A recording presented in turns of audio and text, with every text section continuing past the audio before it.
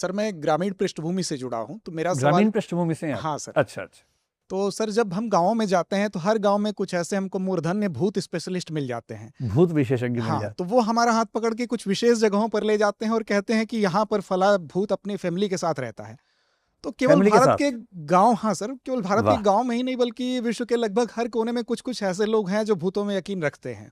तो सर सवाल मेरा ये है कि क्या जो विज्ञान है उसने ये साबित कर दिया है कि भूतों का अस्तित्व नहीं है, या फिर थोड़ी बहुत उनकी संभावना बची है? क्योंकि कुछ एक लोग ऐसे भी हैं सर कि वो कहते हैं कि हमसे तो उसकी उठापटक हुई थी, कुछ कहते हैं हमसे उसने बीड़ी मांग ली थी। तो ऐसे भी हैं, तो एक द्वंद्व ये भी है सर। बीड़ी मांग ली थी भूत ने? हाँ सर। तो गांव का भूत होगा और गरीब वर्ग का भूत रहा होगा। तो जीएसटी कम लगता ना बीड़ी पे सिगरेट की तुलना में। देखिए, ईश्वर के बारे में जो आर्गुमेंट है भूत पे वो लागू नहीं होगा। भूत अंधविश्वास है, ये लगभग साबित किया जा सकता है। लगभग साबित किया जा सकता है। लगभग क्या, पूरा ही साबित हो सकता है मेरे ख्याल से। मेरे तो आज तक सामना हुआ नहीं भूत से, कोई ऐसा एक्सपीरियंस मेरा तो है नहीं। पर मैं ऐसे कुछ लोगों को जानता हूं जिनका सीधा एक्सपीरियंस हुआ है। एक का झगड़ा भी हुआ था भूत से, एक की टक्कर हो गई थी भूत के साथ। बीड़ी तो नहीं मांगी किसी ने, लेकिन हाँ, कुछ कुछ ऐसी बातें उनकी हुई हैं भूत के साथ। हम भी हॉस्टल में ऐसी कहानियां कईयों को सुनाते थे कि हमने भूत देखा है ताकि डर जाएं वो लोग, पर हमारा एक्सपीरियंस ऐसा रहा नहीं कभी। भूत वाली बात क्यों इररेशनल, इलॉजिकल है एज पर माई अंडरस्टैंडिंग, मैं दो बातें आपको समझाता हूं। एक हम एम्पेरिकल एविडेंस लेंगे और एक लॉजिक से बात करेंगे। पहले लॉजिक से बात करते हैं। दुनिया में जो भी कहता है भूत है, उससे पूछो कि भूत क्या है, तो वो कहेगा कि एक व्यक्ति मर गया था, उसकी आत्मा असंतुष्ट थी, किसी वजह से परेशान थी, वो आत्मा भटक रही है, ये कहते हैं सब लोग। आप किसी मुस्लिम से पूछेंगे वो रूह बोल देगा, आत्मा ही रूह वहाँ पर हो जाती है। इंग्लैंड में पूछेंगे तो सोल बोल देंगे, है बात वही है। सब लोग आत्मा ही भटका रहे हैं कि जो आत्मा, मतलब शरीर मर गया है पर आत्मा किसी वजह से यहाँ छूट गई है, वो भूत है। तो अगर आप उन धर्मों के हिसाब से या हमारे धर्म के हिसाब से बात करेंगे तो आपको आत्मा का कंसेप्ट समझना पड़ेगा। आत्मा क्या है? आत्मा एक कॉन्शियस एलिमेंट है। इसकी व्याख्या भी अलग अलग होती है, हम उस पर भी नहीं जा रहे हैं, लेकिन मोटे तौर पर सब मानते हैं कि आत्मा एक कॉन्शियस यानी कि चेतन वस्तु है। चेतन का मतलब क्या होता है? जैसे कुछ लोग कहते हैं कि आत्मा एक एनर्जी है। नहीं, एनर्जी नहीं है। एनर्जी जब भी बनेगी वो फिजिकल चीज से ही बनेगी, चाहे मैकेनिकल हो, चाहे केमिकल हो, चाहे सोलर हो। कोई भी एनर्जी होगी वो किसी फिजिकल चीज के ट्रांसफॉर्मेशन से या मास के ट्रांसफॉर्मेशन से ही बनेगी, उसके बिना नहीं बन सकती है। कुछ कहेंगे आत्मा हवा जैसी, नहीं, हवा जैसी नहीं है। हवा हमें फील होती है, हवा चलती है, हमें टच होती है। जो चीज पांचों इंद्रियों में से किसी भी इंद्रिय से जानी जा सकती है वो फिजिकल है, वो मैटर है। तो हवा मैटर है। कुछ कहते हैं जैसे करंट है वैसे आत्मा, नहीं, वैसा नहीं है। करंट क्या है? इलेक्ट्रॉन्स का फ्लो है। इलेक्ट्रॉन भौतिक वस्तु है। आत्मा ना करंट है, आत्मा ना हवा है, आत्मा ना एनर्जी है। पहले इन झूठों से बाहर निकल जाइए। आत्मा कॉन्शियस है। कॉन्शियस का मतलब समझना आसान भाषा में तो विचार, भावना, फीलिंग, अनुभूति, मनःस्थिति, ये होता है। आप मुझे ये बताएं, आप जा रहे थे, करंट लग गया, ये तो हो सकता है। आप जा रहे थे, हवा लग गई, ये भी हो सकता है। कभी आपने सुना कि मैं जा रहा था, एक विचार आके लगा मुझे, या दो भावनाएं आके टकराई मेरे साथ?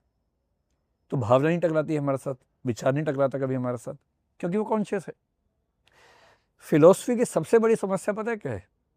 कि शरीर मटेरियल है, चेतना कॉन्शियस है, और दोनों कनेक्टेड हैं आपस में। ये वेस्टर्न फिलॉसफी में कम से कम 200-300 साल तक सबसे बड़ी प्रॉब्लम रही कि भौतिक शरीर और चेतना या आत्मा, इनमें कनेक्शन होता कैसे है।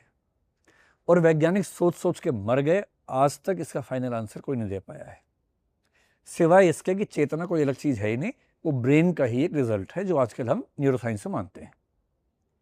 इसलिए अगर कोई ये कहे कि मेरा भूत से टक्कर हो गई, ये हो सकता है कि उसको सच में ऐसा लग रहा हो, वो झूठ नहीं बोल रहा। या तो वो झूठ बोल रहा है या वो गलत फहमी का शिकार है। कुछ लोग झूठ बोलते हैं आपको प्रभावित करने के लिए, जो भूत विशेषज्ञ आप बता रहे हैं वो झूठ बोलने वाले लोग हैं मेरे ख्याल से, क्योंकि उनकी रोजी रोटी इसी पे चल रही है। वो 4 भूती कहानियाँ सुनाएंगे, आप उनसे कहेंगे भूत से मुक्त करवा दो, फिर वो कुछ करेंगे, आपका प्रयास करेंगे, तो उसके बदले उनकी आमदनी हो जाएगी, वो एक अलग पक्ष है। इसका मतलब ये नहीं है कि जो कह रहे हैं कि मेरे ऊपर भूत सवार हो गया वो झूठ बोल रहे हैं, ऐसा नहीं है। ऐसा क्यों होता है? एक कॉन्शियसनेस तो हमने समझ लिया। मनोविज्ञान में न्यूरोसाइंस की शुरुआत हम मोटे तौर पर मानते हैं कि 100 साल पहले हुई थी।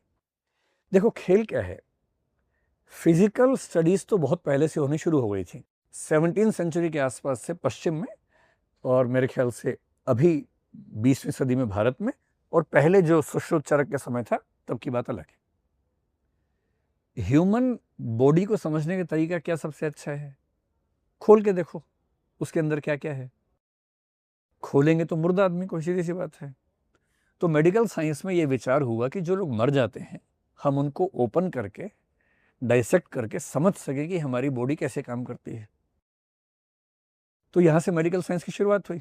ये पश्चिम में 17वीं सेंचुरी के आसपास से, डेकार्ट के बाद से आमतौर पर मानते हैं कि शुरू हुआ। उनको धीरे धीरे समझ में आने लगा कि इतने सारे मतलब वायरिंग हमारे शरीर के अंदर है, ये हार्ट है, समझ में आया कि जो हार्ट है उसका काम ब्लड की सप्लाई करना है, ना कि इमोशन की सप्लाई करना है, क्योंकि दिल से इमोशंस की सप्लाई नहीं होती है, वो कविताओं में होती है, बॉडी में नहीं होती है। लीवर समझ में आया, लंग समझ में आए, किडनी समझ में आई उनको, धीरे धीरे ह्यूमन बॉडी समझ में आने शुरू हो गई। जो मन के अंदर चलता है, विचार, भावना, अनुभूति, ये सब कैसे होता है किसी को समझ में नहीं आ रहा, सब तुक्का लगा रहे हैं। 1850s के आसपास पहली बार दुनिया में, जर्मनी में एक विश्वविद्यालय में साइकोलॉजी डिपार्टमेंट शुरू हुआ। उसके पहले साइकोलॉजी फिलॉसफी का हिस्सा था। फिलॉसफी का वो हिस्सा जो आत्मा के बारे में बात करता था उसका नाम था साइकोलॉजी। 1850 के आसपास पहली बार साइकोलॉजी डिपार्टमेंट शुरू हुआ, जिसने कहा कि हम स्टडी करेंगे, साइंटिफिक स्टडी करेंगे। पर साइंटिफिक स्टडी कहाँ करें, यही नहीं पता कि इमोशंस कहाँ से आ रहे हैं, दिल से आ रहे हैं, कहाँ से आ रहे हैं। कितनी सदियां बीत गई, लोग बाएं सीने पे हाथ रख के बोलते हैं कि तुम मेरे लिए, तुम ही हो, तुम मेरे लिए, जबकि वो आ यहां से रहा होता है। राइट ब्रेन से इमोशंस आ रहे हैं, उसी समय दिल धड़क रहा है जोर जोर से, क्योंकि ब्लड की सप्लाई बढ़ गई और आपको लग रहा है इमोशन यहां से आ रहा है, जबकि यहां से नहीं आ रहा इमोशन। 1920 के आसपास, मेरे ख्याल से 1924 में पहली बार एक मशीन बनी जिसको बोलते हैं EEG, इलेक्ट्रोइंसेफेलोग्राफ, जो उससे होता है इलेक्ट्रोइंसेफेलोग्राफी बोलते हैं उसको। उसने क्या किया कि दिमाग के बहुत सारे, सिर के बहुत सारे हिस्सों पे इलेक्ट्रोड्स लगाए, और ये स्टडी हो गया कि जब दिमाग के अंदर कुछ भी होता है, कुछ भी इमोशन आए, थॉट आए, कुछ भी आए, तो हल्का सा करंट फ्लो होता है, बहुत हल्का सा, इतना नहीं कि हाथ लगाएंगे तो कोई मर जाएगा, हल्का सा करंट फ्लो होता है। जैसे ये समझ में आ गया, उनको लगा करंट को स्टडी कर लेते हैं, तो EEG से ये स्टडी करना शुरू किया कि जब कोई व्यक्ति गुस्से में है तो दिमाग के कौन से हिस्से में करंट ज़्यादा फ्लो हो रहा है, जब कोई मोहब्बत में है तब कहाँ फ्लो हो रहा है, जब कोई थॉटफुल है तब कहाँ फ्लो हो रहा है। ये सब करना शुरू कर दिया। आगे चल के MRI, आपको पता है, मैग्नेटिक रेजोनेंस इमेजिंग बोलते हैं, उसमें एक और नेक्स्ट लेवल है फंक्शनल MRI, वो आया, दिमाग को स्टडी करता है। वो क्या स्टडी करता है कि किस समय दिमाग के कौन से हिस्से में ऑक्सीजन और ब्लड की सप्लाई ज़्यादा है, क्योंकि जहाँ एक्टिव होगा वहाँ ब्लड की सप्लाई बढ़ेगी, ऑक्सीजन चाहिए वहाँ पर ज़्यादा, और बहुत एग्जैक्ट इमेज बनती है उससे।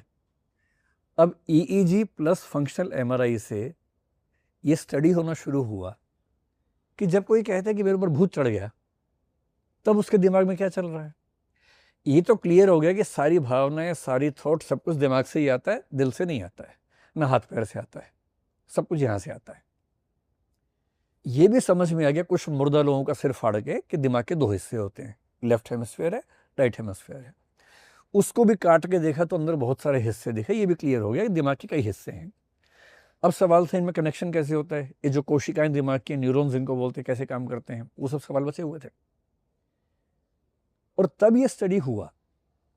हालांकि 1908 में विलियम जेम्स एक किताब लिख के गया था जिसका नाम था वेराइटीज ऑफ रिलीजियस एक्सपीरियंसेस। उसमें बताया था कि कुछ ऑल्टरनेटिव स्टेट्स ऑफ कॉन्शियसनेस ऐसी होती हैं जो सामान्य से अलग हैं, जिनमें एक मिस्टिकल है, स्पिरिचुअल एक वो फीलिंग है, उसको भी बोलते हैं। हिप्नोसिस आपने नाम सुना होगा, वो एक ऑल्टरनेटिव स्टेट ऑफ कॉन्शियसनेस है, ASC एक बड़ा वर्ग मानते हैं। इसी में एक स्टेट ऑफ माइंड क्या होती है, जब हमें लगता है कि हमारी बॉडी पर किसी और का कंट्रोल हो गया है। पहले इसके लिए नाम था मल्टीपल पर्सनैलिटी डिसऑर्डर बोलते थे कुछ लोग इसको हिस्टीरिया कहते थे। अब ये दोनों शब्द नहीं चलते हैं आजकल, इसको डिसोसिएटिव डिसऑर्डर कहते हैं। अगर किसी को ये लगने लगे कि मेरे ऊपर कोई दूसरी आत्मा हावी हो गई है, इसका बेसिक मतलब है कि उसको एक मानसिक समस्या है जिसका नाम है डिसोसिएटिव डिसऑर्डर। उसको सच में ऐसा लग रहा है कि कोई दूसरी आत्मा हावी हो गई है, पर हुआ सिर्फ इतना है कि उसके दिमाग में एक हिस्सा है, वो हिस्सा थोड़ा सा पैसिव है, जो हिस्सा उसको ये बताता है कि तुम ये हो और बाकी लोग ये हैं, उनका अंतर डिम हो गया है। एक लोब है, पेरिएटल लोब कहते हैं उसको, वो थोड़ा सा पैसिव हो गया है। तो जब कोई कहे कि मेरे ऊपर भूत प्रेत आ गया है, वो झूठ नहीं बोल रहा, जनरली उसको ऐसा ही फील हो रहा है। पर आज न्यूरोसाइंस इस लेवल पे आ चुकी है कि वो समझा सकती है कि भूत नहीं आया है, तुम्हें एक मनोरोग है और ऐसा महसूस हो रहा है। ऐसे एक ट्रांस की अवस्था आपने नाम सुना होगा, गाना भी बहुत फेमस चलता है ट्रांस नाम से, है ना। जब आप कीर्तन में बैठेंगे, भजन चल रहे हैं जोर जोर से, मंत्रोच्चार चल रहा है, अब फ्लो में चले जाते हैं, फ्लो स्टेट बोलते हैं। जैसे ही आप वहाँ जाएंगे, आप एक खास किस्म का सुकून महसूस करेंगे, वो भी एक ASC है। ट्रांस का मतलब है कि अब क्रिटिकल थिंकिंग आप नहीं कर रहे, इस समय आप फ्लो में हैं, जॉय में हैं, और इस समय यदि कोई आपको कोई सजेशन देगा, आप तुरंत मान लेंगे उस बात को, और वो भी सबकॉन्शियस लेवल पे मान लेंगे। इसी को लोग हिप्नोसिस कहते हैं। गंदे लोग इसको हिप्नोटिज्म की तरह से यूज़ करते हैं, अच्छे लोग इसको हिप्नोथेरेपी की तरह से चिकित्सा विज्ञान में यूज़ करते हैं। तो पूरी बात का सार ये है कि भूत प्रेत, जादू टोना, ये सब चीज़ें एक्सटर्नली एग्जिस्ट नहीं करती हैं। कोई भूत बाहर घूम नहीं रहा है, ठीक, जो चढ़ जाएगा आपके ऊपर, पर आपको लग सकता है। और इसको समझने का सिंपल एग्जाम्पल है, भूत प्रेत महानगरों में नहीं के बराबर दिखते हैं, शहरों में कम दिखते हैं, गांवों में ज़्यादा होते हैं। भूत प्रेत उसी को चढ़ेगा जिसको बचपन से भरोसा है कि भूत प्रेत होता है। जिसको भूत प्रेत का भरोसा बिल्कुल नहीं है, उस पर नहीं चढ़ेगा जब तक आप बार बार उसको परेशान करने के लिए भूत की कहानियां न सुनाएं। तो क्योंकि मुझे पहले से विश्वास है और कुछ हुआ और मैंने तुरंत इमेजिन कर लिया कि भूत ही मेरे ऊपर आ गया है, ये एक तरीका है। एक प्लेसिबो शब्द है, आगे डिस्कशन में कभी ज़रूरत पड़ेगी तो मैं आपको समझाऊंगा। तो जो लोग उसका इलाज कर रहे हैं, इलाज की बात बाद में करेंगे, मोटी मोटी बात यह है कि भूत प्रेत का ऑथेंटिक एग्जिस्टेंस आज तक साबित नहीं हुआ है, और मेरे ख्याल से कभी होगा भी नहीं, क्योंकि मनोविज्ञान, न्यूरोसाइंस लगभग साबित कर चुका है कि जब जब किसी को भूत प्रेत होता है, उसके दिमाग के कुछ हिस्से पैसिव हो जाते हैं, कुछ हिस्से एक्टिव हो जाते हैं, इतना ही मामला है। और जैसे ही वो ठीक होता है, व्यक्ति ठीक हो जाता है। ये बात साबित हो रही है। आप में से किसी को भूत प्रेत हुआ कभी? आप शहर में रहते हैं ना, कभी कुछ होगा तो मतलब साइकेट्रिस्ट के पास जाना, झाड़ फूक मत करवाना अपनी, है ना। साइकेट्रिस्ट आपका स्टडी करेगा न्यूरोसाइंस से, दवाई देगा, आप ठीक हो जाएंगे, इतना ही मामला होता है।